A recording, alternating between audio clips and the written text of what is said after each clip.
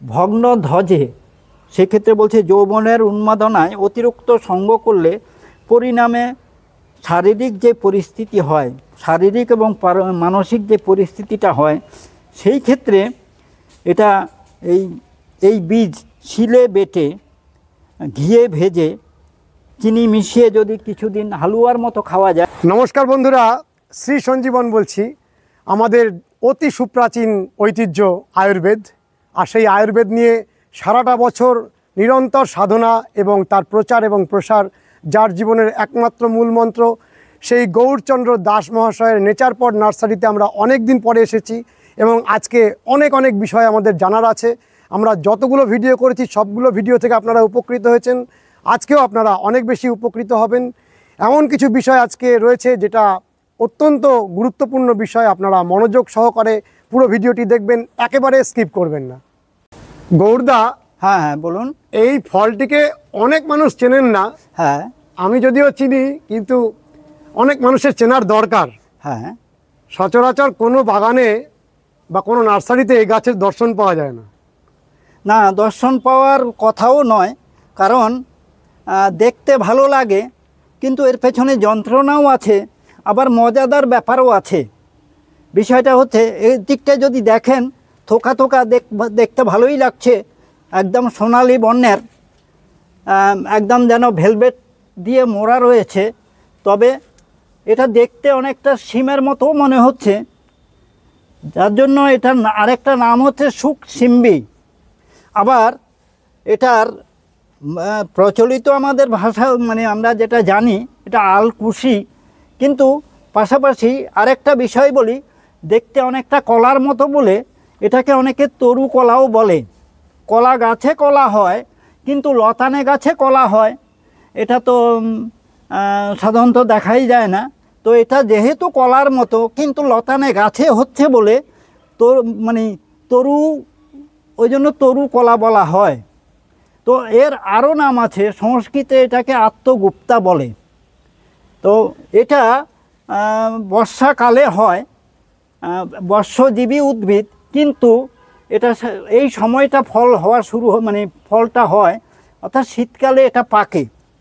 এবার প্রকৃতিতে একটা জিনিস আছে, প্রকৃতির সৃষ্টি সব কিছু যাতে ঠিকমতো তাদের রক্ষা করা যায়, প্রকৃতি কিন্তু তাদের সেই ব্যবস্থা দেয় বা সেই অস্ত্র দেয়। আপনি লক্ষ্য করলে দেখতে পাবেন এর গায়ে একদম সূক্ষ্ম লোম রয়েছে, সূক্ষ্ম লোম রয়েছে। তো এই লোমটাই কিন্তু এই গাছের রক্ষার অস্ত্র বা উপায়, এটা প্রকৃতি প্রদত্ত। এই যে শিম, আমি বলছি শুক সিম্বি, শিম গাছের শিম ফলের মতো দেখতে, তো এটা শিম হিসেবেও খাওয়া যায়। কিন্তু এই লোমগুলো হওয়ার আগে একদম শিমের মতো এটা সবুজ থাকে, সেই অবস্থায় কিন্তু শিমের মতো রান্না করে খাওয়া যায় এবং খেতে বেশ ভালোও লাগে। আর এর মধ্যে নিউট্রিশন ভ্যালুও রয়েছে অনেক, বিশেষ করে ভাইটালিটি পাওয়ারের ক্ষেত্রে এটা দুর্দান্ত বলা যেতে পারে।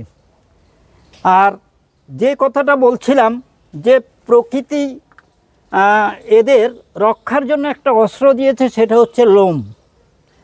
যেটা বলছিলাম যে কচি অবস্থায় এটা শিমের মতো রান্না করে খাওয়া যায়, আর এর পরবর্তীকালে পেকে গেলে এর বীজ কিন্তু বাজিকর বলা যেতে পারে। এটা বাজিকর কাকে বলে সেটা পরে আসছি।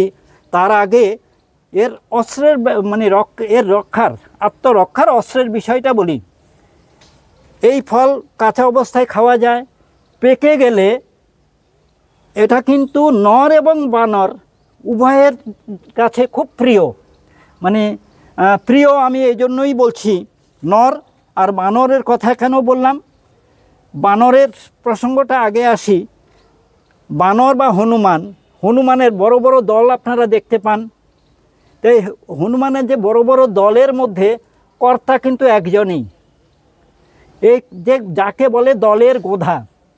এই দলের গোধা কি করে, এই ফল খুঁজে বেড়ায়, কিন্তু খুঁজে বেড়ালেও দলের গোদার কাছে এই ফল ভীষণ প্রিয় এই জন্যই এই ফলের মধ্যে এমন কিছু ভেষজ গুণ রয়েছে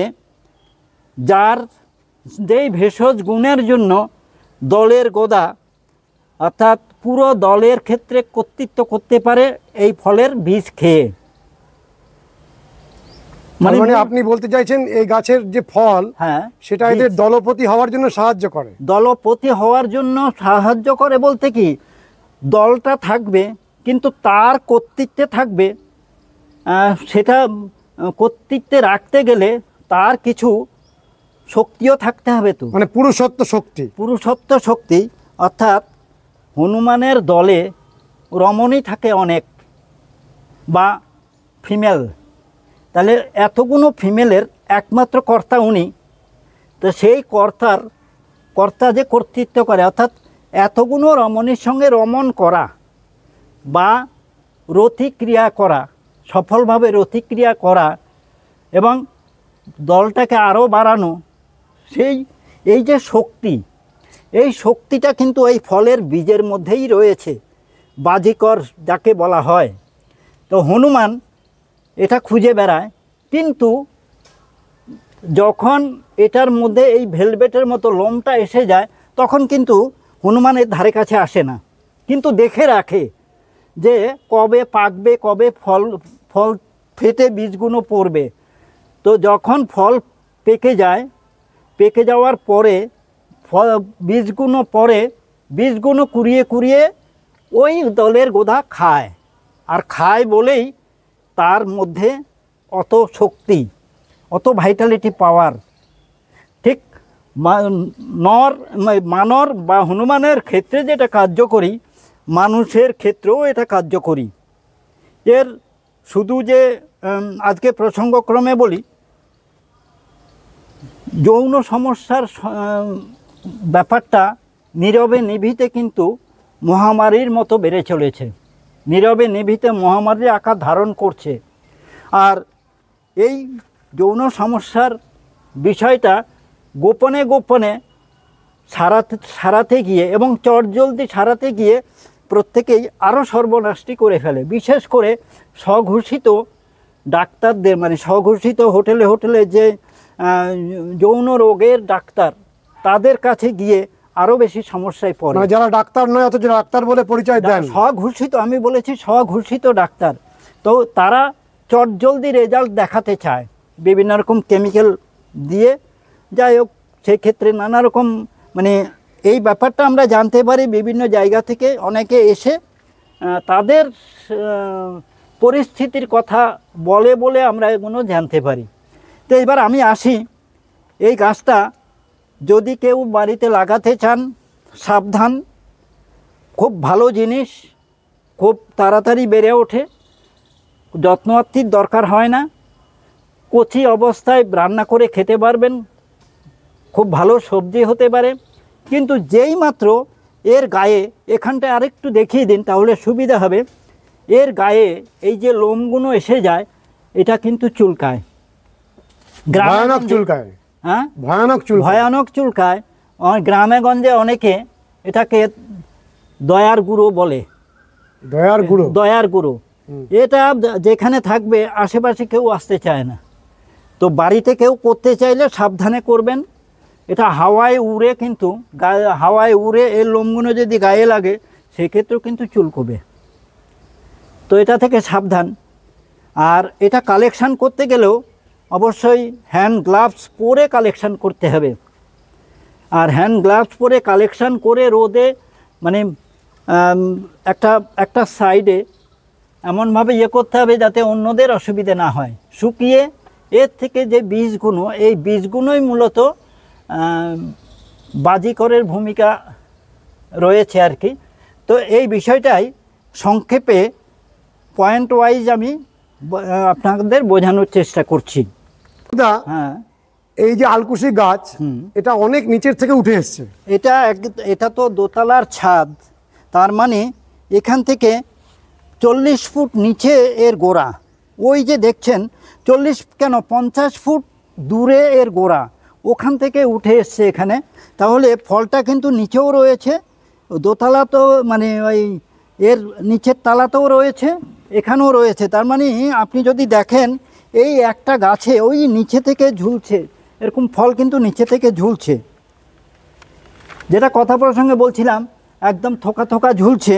এর অনেক নাম আছে। উড়িষ্যা একে বাইডঙ্ক বলে, বাইডঙ্ক। সংস্কৃতে বললাম আত্মগুপ্ত বা কপিকুচ্ছ বলছে।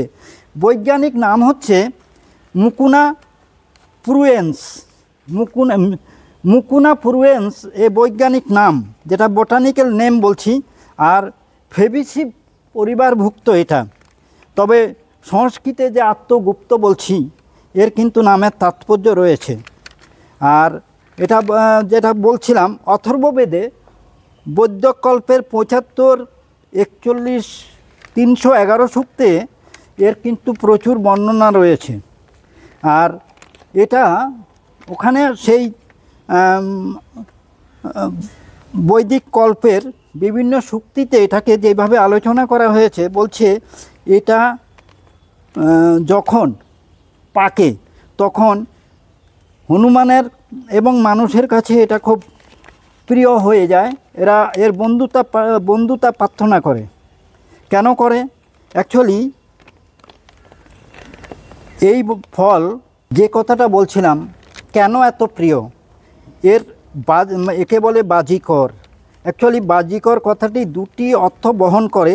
একটি হচ্ছে বাজং শুক্রং করতি, অর্থাৎ শুক্রকে যে সৃষ্টি করে।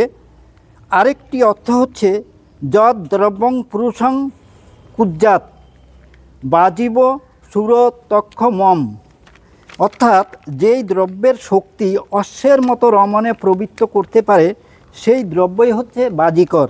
তাহলে এই যে দুটো কথা বললাম, দুটো অর্থ, এই দুটো অর্থের মধ্যে দিয়ে বুঝতে পাচ্ছেন যে কেন হনুমানদের কাছে প্রিয় বা মানুষদের কাছেও এটা প্রিয়।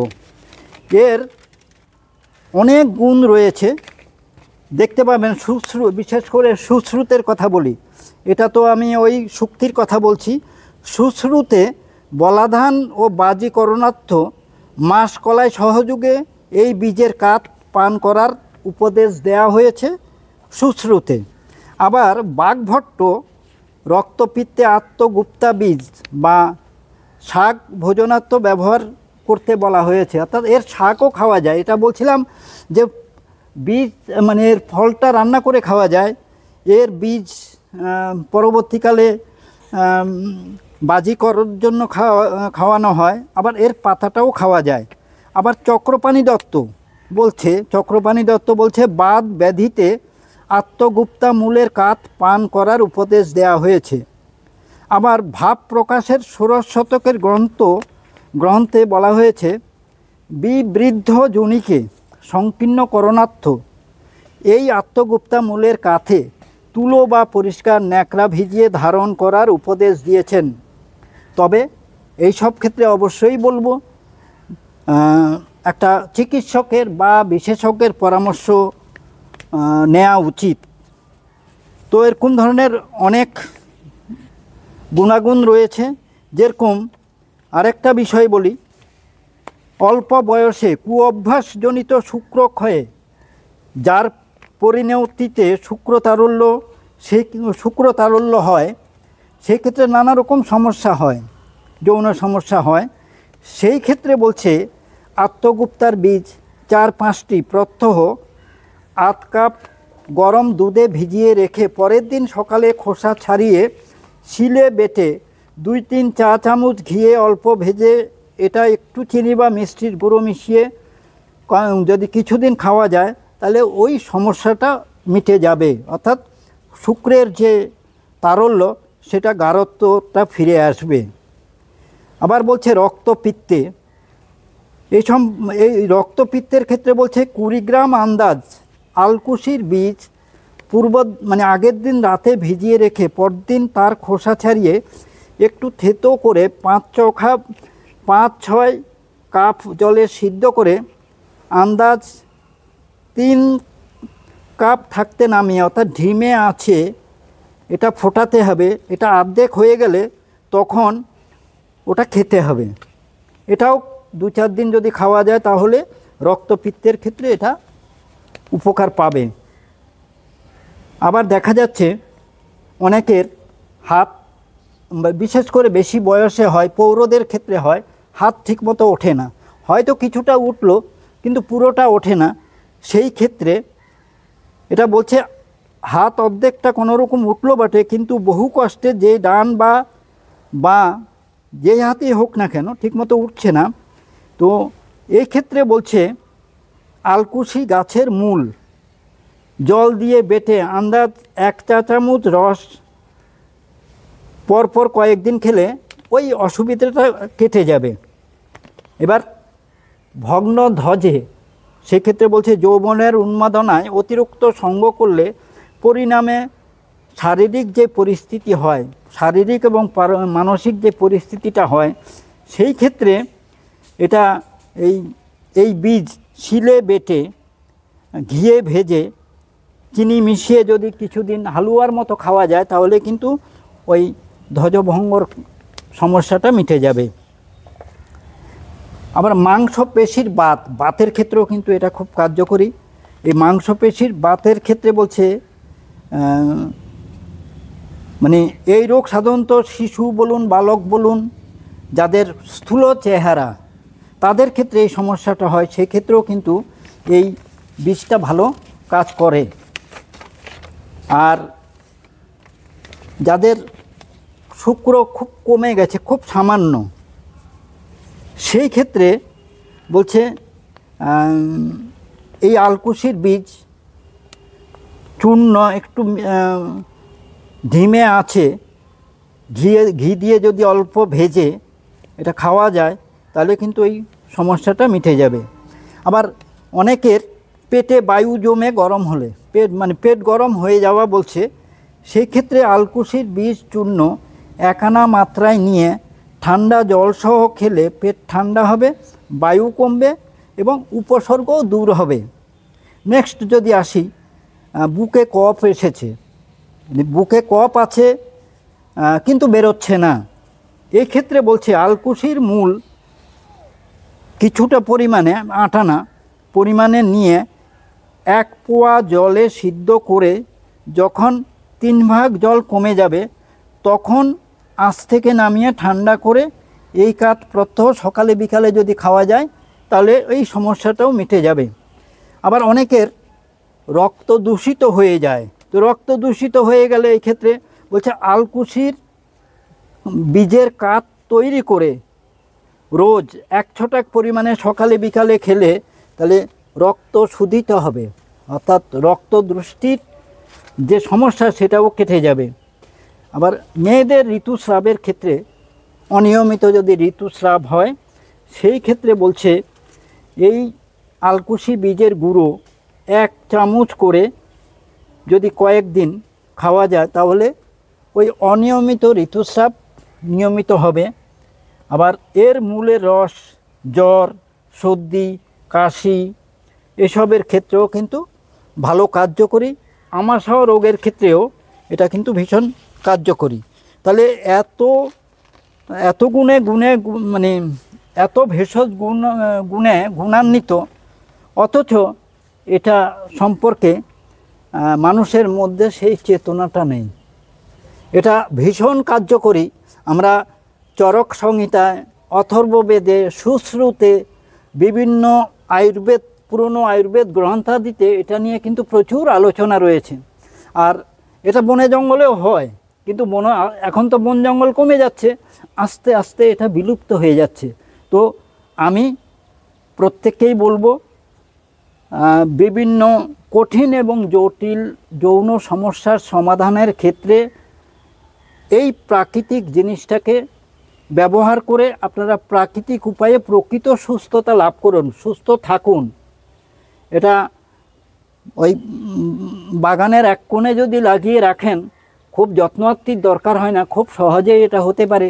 তো আপনারা তো সবজি করেন, তো সবজি হিসেবে করতে পারেন, কারণ সবজি হিসেবেও তো কাজে লাগাতে পাচ্ছেন। এর চারা কোথায় পাওয়া যাবে? চারা আমাদের কাছেই পাবেন, আপনার কাছে রয়েছে। আমি তো চাইছি প্রত্যেকেই যে প্রাকৃতিক উপায়ে প্রকৃত সুস্থতার জন্য যেই ভেষজ গাছটা দরকার সেগুলো সুলভে মানুষ যাতে পেতে পারে তার ব্যবস্থা তো আমি করছি। তো এটা মানে আবারও বলছি, প্রাকৃতিক উপায়ে প্রকৃত সুস্থতার জন্য এর একটু ভালো করে চর্চা করুন। চর্চা করে আপনারা নিজেদের সমস্যার সমাধান নিজেরাই করতে পারবেন। তবে একটা কথা পরিষ্কার মানে সেটা বলবো, এটা বিধিবদ্ধ সতর্কীকরণ বলা যেতে পারে। ওষুধের জন্য, ওষুধার্থে ব্যবহারের জন্য আপনারা বিশেষজ্ঞর সঙ্গে একটু পরামর্শ করে নেবেন বা বিশেষভাবে আপনারা জানার চেষ্টা করবেন। আজকে নেট বা ইউটিউবে এসবের একটু যদি আপনারা স্টাডি করেন তো এইসব বিষয়ে জানতে পারবেন। পুরনো আয়ুর্বেদের বইপত্র রয়েছে, সেখানেও আপনারা দেখে নিতে পারেন।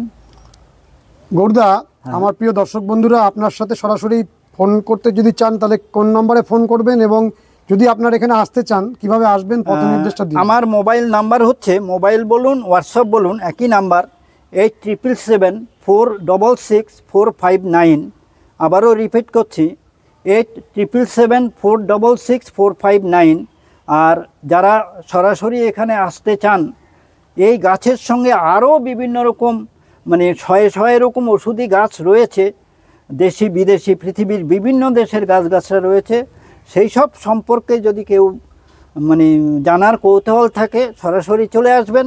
এখানে আসতে গেলে যদি ট্রেনে আসতে চান তাহলে শিয়ালদা নৈহাটি, শিয়ালদা কৃষ্ণনগর, রানাঘাট, গেদে, কল্যাণী, শান্তিপুর এই সব ট্রেনগুলো শ্যামনগরের উপর দিয়েই যাচ্ছে।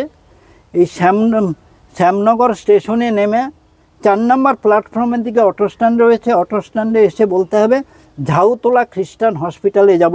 আর এই খ্রিস্টান হসপিটালের ভিতরেই হচ্ছে আমার ফার্ম। যারা বাসে আসতে চান তাদের জন্য বলছি, নৈহাটি বারাসাত একটা বাস রয়েছে DN5। এই DN5 বাসে আপনারা কল্যাণী হাইওয়েতে বাসুদেবপুর মোড়ে নেমে ওখান থেকে 3 মিনিট সময় লাগবে, অটোতে করে আপনারা চলে আসবেন। ওই ঝাউতলা খ্রিস্টান হসপিটালের পাশেই আপনাদের নামিয়ে দেবে। আপনারা হসপিটালের ভিতরে চলে আসলেই এগুলো সব দেখতে পাবেন। বিভিন্ন কঠিন এবং জটিল যৌন সমস্যার সমাধানের ক্ষেত্রে আমি আপনাদের এতক্ষণ যেটা দেখালাম, আলকুশি বা আত্মগুপ্তা, বিভিন্ন নাম রয়েছে।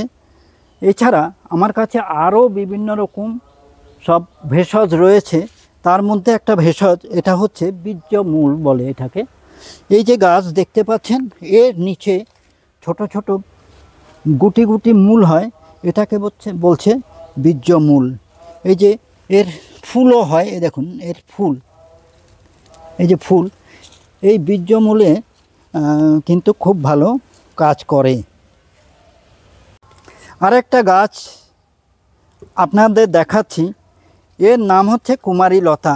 আপনারা নেটে সার্চ করলে জানতে পারবেন যে ভাইটালিটি পাওয়ারের ক্ষেত্রে এই কুমারী লতা কতটা গুরুত্বপূর্ণ। তো এগুলো জাস্ট আপনাদের দেখাচ্ছি, কিন্তু ডিটেলস আমি বললাম আলকুশি, কারণ সবগুলো সম্বন্ধে একটা ভিডিওতে দেখাতে গেলে বিশাল বড় হয়ে যাবে, যার জন্য স্টেপ বাই স্টেপ আপনাদের দেখাবো। এটা জাস্ট এমনি দেখিয়ে রাখলাম। আর একটা আপনাদের দেখাচ্ছি, এটা হচ্ছে শতমূলী। এই শতমূলীর নিচে যে মূলটা হয়, এই দিলীপ ওই মূলটা একটু নিয়ে আসো তো। শতমূলীর মূল কিছুদিন আগে তোলা হয়েছে ওটা। এই শতমূলীর যেটাকে শতাবরী বলে, এর মূল কিন্তু ভাইটালিটি পাওয়ারের ক্ষেত্রে খুব ভালো কাজ করে। আপনারা বাড়ির পাশে এইভাবে লাগাতে পারেন, অর্নামেন্টাল প্লান্ট হিসেবে, দেখতেও ভালো লাগে। কিন্তু এই মূলটা কিন্তু ভীষণ কার্যকরী। এই মূলটা আপনারা মোরব্বা করে খেতে পারেন, রান্না করে খেতে পারেন, আবার এটাকে গুঁড়ো করে দুধ দিয়েও খেতে পারেন, এমনিও খেতে পারেন। এই যে মূল আমি দেখাচ্ছি, এরকম লম্বা লম্বা মূল হবে, শতমূলী বলা হচ্ছে এই জন্য। এই যে দেখুন, এটা কাটা হয়েছে, নাহলে এগুলো অনেক লম্বা লম্বা একসাথে ঝুলতে থাকে, একসাথে অনেক গুচ্ছাকারে মূল থাকে, যার জন্য এটাকে শতমূলী বলা হয়েছে। আরেকটা রয়েছে মহাশক্তিশালী তালমূলী, এই যেটাকে কালী মুসলি বলছে। তাই এই কালী মুসলিটা কিন্তু খুব গুরুত্বপূর্ণ। কিছুই না, এর নিচে দেখুন প্রচুর মূল হয়। এই মূলটা কাঁচাও খাওয়া যায়, ডাস্ট করেও খাওয়া যায়, যেভাবে খান এটা কিন্তু বেশ কার্যকরী। আর আর একটা লাস্ট দেখাচ্ছি, যেটাকে বলছে ইন্ডিয়ান জিনসেং। চলুন, এই যে আপনারা সামনে যেটা দেখছেন এটাকে বলছে অশ্বগন্ধা, এটাকেই বলে ইন্ডিয়ান জিনসেং। এর গাছও আপনারা বাড়িতে লাগাতে পারেন, এর শিকড় ব্যবহার করবেন। আসলে যে জিনিসগুলো আপনাদের দেখানো হচ্ছে এগুলো হয়তো বলবেন বাজারে কিনতে পাওয়া যায়, তো বাজারে ডাস্ট কিনতে গেলে আপনারা কিন্তু ম্যাক্সিমাম ক্ষেত্রে প্রতারিত হবেন। আমরা বিভিন্নভাবে দেখেছি যে মানে অরিজিনাল জিনিসটা পাওয়া যায় না, যার জন্য আমি চাইছি নিজেও চাষ করি এবং আপনারাও যাতে বাড়িতে লাগিয়ে সঠিক ভেষজ গুণটা পেতে পারেন, যার জন্য সুলভে যাতে পেতে পারেন সেই ব্যবস্থাটা আমি করছি। যা যা গাছ দেখালেন সবগুলো চারাই আপনি দিতে পারবেন? হ্যাঁ, সবগুলো চারা দিতে পারবো এবং আরও আছে অনেক, আমি সেগুলো আর দেখাচ্ছি না, নাহলে ভিডিও দীর্ঘ হয়ে যাবে। আমি পরবর্তীকালে সেগুলো দেখাবো। আমি আপনার কথা প্রসঙ্গে জানাই যে আপনার সমস্ত ভিডিও আমাদের চ্যানেলে প্লেলিস্ট করে দেওয়া আছে। তো আমরা একটা ভিডিও করেছিলাম, আপনি দেখিয়েছিলেন 75 রকমের ভেষজ গাছ। হ্যাঁ, সেটি তো লক্ষ লক্ষ মানুষ দেখছেন। হ্যাঁ, যেটা 75 রকমের বলেছি মনে হয় সেকেন্ড ভিডিও, এবং কিন্তু 75 রকমই দেখানো হয়েছিল। হ্যাঁ, কিন্তু পরবর্তীকালে আরও অনেক গাছ এসে গেছে, অর্থাৎ 75-এর আগে আরও অনেক ছিল, পরে 75 যোগ হয়েছে, 75-এর পরে আরও অনেক গাছ এসে গেছে। এখন যদি পুরো সম্পূর্ণ আপনার গাছগুলো নিয়ে ভিডিও করা হয় দেখা যাবে 100-র ওপরে হয়ে যাবে। 100 রকম, 100 রকম, মানে 2 শতাধিক ভেষজ গাছগাছরা রয়েছে। বন্ধুরা কত কিছু জানার আছে, এই উদ্ভিদ জগতের এক অজানা জগৎ আমরা পেয়ে যাই যখন আমরা নেচার পট নার্সারিতে আসি। এবং সচরাচর আমরা অন্যান্য নার্সারিগুলোতে সাধারণত ফল গাছ ফুল গাছগুলো দেখাই, কিন্তু এখানে আসলে আমরা একেবারে যে জিনিসটা আমরা সচরাচর জানতে পারি না তার দরজা আমাদের সামনে খুলে যায়। আজকের ভিডিওটি কেমন লাগলো অতি অবশ্যই কমেন্ট করবেন, লাইক করবেন, শেয়ার করবেন, সাবস্ক্রাইব করবেন। ভালো থাকবেন বন্ধুরা, সুস্থ থাকবেন, ভগবান আপনাদের মঙ্গল করুন। নমস্কার।